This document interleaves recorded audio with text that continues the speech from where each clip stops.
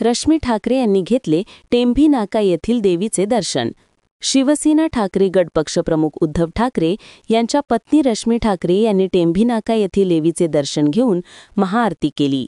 रश्मी ठाकरे यांच्या स्वागतासाठी टेंभी नाक्यावर शिवसेना ठाकरे गट महिला आघाडीच्या रणरागिणीं तसेच पदाधिकारी आणि कार्यकर्त्यांनी अफाट गर्दी होती।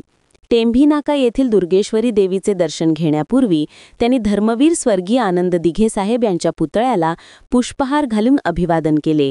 देवीचे दर्शन घेतल्यानंतर त्या शहरातील ठाकरे गटाच्या चंदनवाडी येथील काही पदाधिकाऱ्यांच्या मंडळातील आणि घरगुती देवीचे दर्शनही रश्मी ठाकरे यांनी घेतले।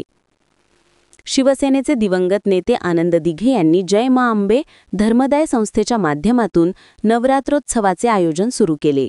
त्यांच्या निधनानंतर उपमुख्यमंत्री एकनाथ शिंदे यांनी हा उत्सव पुढे सुरू ठेवला आहे। यंदा ह्या उत्सवाचे 48वे वर्ष आहे। दरवर्षीप्रमाणे यंदाही मोठ्या उत्साहात हा उत्सव साजरा करण्यात येत आहे। शिवसेनेच्या शिंदे आणि ठाकरे गटाचे नेते पदाधिकारी या देवीच्या दर्शनासाठी दरवर्षी येत असतात, तर शिवसेना ठाकरे गट पक्षप्रमुख उद्धव ठाकरे यांच्या पत्नी या देखील दरवर्षी या देवीच्या दर्शनासाठी येतात। दरवर्षीप्रमाणे यंदाही गुरुवारी टेंभी नाका येथील दुर्गेश्वरी देवीच्या दर्शनासाठी हजेरी लावली होती। टेंभी नाका येथील दिवंगत नेते धर्मवीर आनंद दिघे यांच्या पुतळ्याला पुष्पहार घालून वंदन केले। त्यानंतर देवीच्या मंडपात प्रवेश केला। यावेळी त्यांच्यासोबत ठाकरे गटाचे राजन विचारे, जिल्हाप्रमुख केदार दिघे, माजी नगरसेविका नंदिनी विचारे, महिला जिल्हा संघटक रेखा खोपकर तसेच पक्षाचे इतर पदाधिकारी आणि कार्यकर्ते उपस्थित होते।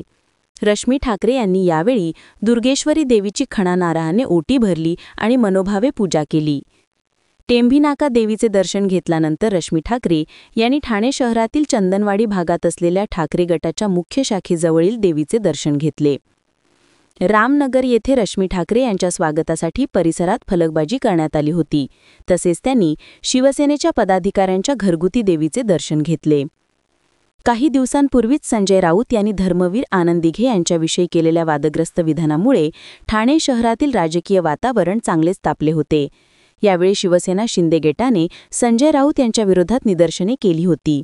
असे असतानाच दुर्गेश्वरी देवीच्या दर्शनासाठी रश्मी ठाकरे ठाण्यात आल्यामुळे पुन्हा या दोन गटात राजकीय वाद होतील का, अशी शक्यता वर्तवली जात होती। ब्युरो रिपोर्ट, जनादेश।